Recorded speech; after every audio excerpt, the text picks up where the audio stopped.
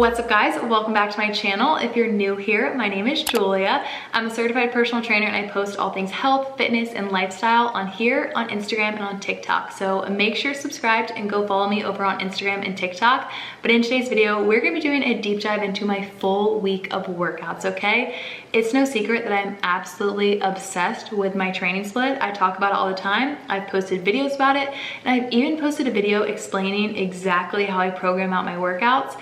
But it's been far too long since I've shared a full week of workouts. So that's exactly what we're doing today. I was very organized this past week. I was on top of things, and I actually remembered to bring my camera into my gym and film every single workout that I did. So you guys are about to see every bit of physical activity, minus my daily outdoor walks. I didn't film those. I just thought it would be redundant for you guys to watch me walk outside doing the exact same thing every single day of the week. But just know that I do get outside every single day for a 2 to 3 mile walk. It's just part of my lifestyle. It's a non-negotiable. It's not even for health and fitness reasons. Like, I just thoroughly enjoy doing it. I look forward to doing it each day. I get outside, walk, listen to a podcast, talk to my mom, whatever I want to do. It's my me time, okay? So on top of all the workouts you're about to see, I do also get outside for a 2 to 3 mile walk. But enough chit chat, let's get into my full week of workouts. Starting the week off strong with some hamstrings and glutes. You'll notice that I start every single lift with a 5-minute incline walk on the treadmill. And then on my lower body days, I always get into some lower body active stretches. This just really helps warm up my joints and prepare my body for the more intense movement I'm going to be doing during my lift. But Mondays are my first leg day of the week, and once again for hamstrings and glutes.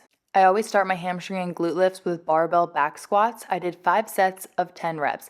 And as I worked through those sets, I did slowly increase the weight, but my main focus is always on keeping proper form. So on my back squats, I'm thinking about keeping my core braced, sitting my hips back, keeping weight in my heels, and not letting my chest fall forward. I'm really just working with pretty moderate weight through all of my lifts right now since I'm in a maintenance phase. After back squats, I moved into barbell deficit reverse lunges. I did 5 sets of 8 reps each leg. Once again, I was just working with moderate weight. And as you can see, one foot is up on a 45-pound plate as the other one is lunging back. I like to do all my reps on one leg, then switch and do all my reps on the other leg. You want to think about pushing through that front heel to stand to really target your glutes. My focus is still on proper form, so bending both knees to 90, keeping my core braced, and not letting my chest fall forward too much.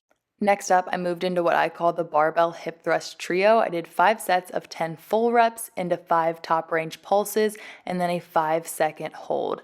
This is the one exercise I do like to really push myself with the weight on. However, since I'm doing pretty high rep, it's nothing crazy. And on hip thrusts, you really want to make sure that your knees are stacked right over top of your heels and you're pushing through your heels and squeezing your glutes at the top of each rep with a brace core. And lastly, I finished up with a little superset made up of barbell RDLs for 12 reps and cable glute med kickbacks for 10 reps each leg. I did 3 rounds through the superset, going back and forth between the 2 exercises. And on the RDLs, you really want to focus on slow and steady, bracing the core, sending your butt back as you hinge at your hips while simultaneously adding a little bit of bend in your knees. You want to think about keeping that barbell really close to your legs.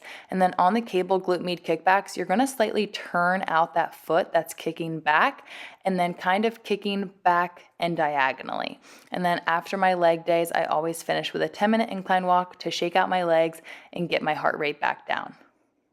Moving on to Tuesday for some push and core. Once again, I started with a 5-minute incline walk, then moved into my push circuit. First exercise in the circuit were 10 of these dumbbell burpees. Second exercise were 10 bench tricep dips.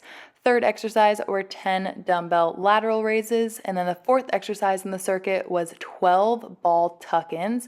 And then last but not least, the fifth and final exercise in the circuit was a 60-second plank hold. And then since I do my push days circuit style, I basically do 1 set of each of the exercises, but then I did 5 rounds through on this day. So just cycling from burpees to tricep dips to lateral raises to tuck-ins to plank hold. And then back to the top for round 2. I went through those 5 exercises consecutively 5 rounds. I took rest when needed, and my key for these circuit days is to take as much rest as you need to get through all of the exercises with proper form. This isn't like a crazy HIIT circuit trying to get through it as fast as possible. Form is still key. Quality over quantity always. So I always give my body the rest that it needs in order to do proper form. And then since my upper body days are shorter, I love ending with a 12-3-30 incline walk. So 12% incline, 3.5 miles per hour if you're me, and then 30 minutes of walking. Moving on to Wednesday, which is my active recovery day. This is basically just my day to listen to my body, do what movement feels good, feels restorative, and helps prepare me for the next day. So the weather was absolutely beautiful. I got outside for a little 2-mile jog, and then since I was already out there, I did my 3-mile walk for the day. I get outside for a 2 to 3 mile walk every single day. It's just something I love doing, so I tack that on to the end of my jog. Moving on to Thursday, my second leg day of the week, focusing on quads and glutes. Once again, started with that 5-minute incline walk to get warmed up, then moved into my lower body active stretches. I just can't even explain how essential and life-changing doing these stretches before my lifts has been. I used to experience a lot of hip pain whenever I was squatting heavy, and now I don't experience any at all, so I always make sure to do these. And then after warming up, I moved into barbell front squats. I always start my quad and glute days with barbell front squats, and they're just the best quad exercise in my opinion, and also a great core exercise. You want to think about keeping your elbows up, keeping your core braced, sitting your hips back, weighting your heels, and keeping your chest up. Just like on my back squats, I did increase the weight as I worked through these 5 sets of 10. Next up, I moved into barbell sumo deadlifts for 5 sets of 10 reps. Once again, still just working with pretty moderate weight, focusing on form, keeping my core braced, simultaneously hinging at the hips while bending my knees in that nice wide sumo stance with toes pointed out. Notice how as I hinge, my back stays completely flat. There's no rounding. Next up, I did barbell hip thrusts, 5 sets of 10 reps, just normal full reps. Once again, knees stacked right over top of heels, pushing through heels, squeezing glutes at the top of each rep while keeping core brace. You don't want to let your back arch at all. Lastly, I ended with a superset made up of dumbbell Bulgarian split squats for 10 each leg and dumbbell heel elevated goblet squats for 12. I did 3 rounds through this superset, going back and forth between the 2 exercises. On the dumbbell Bulgarian split squats, you want to keep majority of your weight in that front leg and push through your heel to stand. It'll help target your glute. And then on the heel elevated squats, you really want to think about keeping your chest upright, but still sitting your butt back. And then since it was a leg day, I like to finish up with a 10-minute incline walk on the treadmill to shake my legs out. Moving into Friday for my last lift of the week, it's a pull day, but really just a back day. I started with barbell conventional deadlifts, 5 sets of 10 reps. As I worked through these sets, I increased the weight by 10 pounds every single set. My focus was obviously still on form, keeping my back flat, keeping that bar moving straight up and down, and working on that simultaneous hip hinge and knee bend with a braced core and flat back. Then I moved into a superset made up of barbell bent over rows for 8 reps in the supinated grip, and then cable face pulls for 8 to 10 reps. I moved through the superset 4 times, going back and forth between the 2 exercises. On the bent over rows, palms are facing forward, and I like to think about bringing elbows to the ceiling. On the face pulls, I like to think about bringing my hands to my ears and pulling the elbows back. Then I moved into my final superset, which was made up of dumbbell renegade rows for 8 reps each arm and dumbbell reverse flies for 8 to 10 reps. Once again, I moved through this superset 4 times total, going back and forth between the 2, using weight that was challenging but still doable to complete my reps with good form. Then I moved into a little finisher. This has actually been a new addition to my back days. I've been loving ending with what I call a pull-up pyramid, or 1 set of max pull-ups. Today I did the pull-up pyramid, but it's really just the descending side of the pyramid. So I started with 5 pull-ups, then my second set was 4 pull-ups, then my third set was 3 pull-ups, fourth set was 2 pull-ups, and my fifth and final set was just 1 pull-up, and I give myself about 30 seconds rest between sets. Then I finished up with a 12-3-30 incline walk.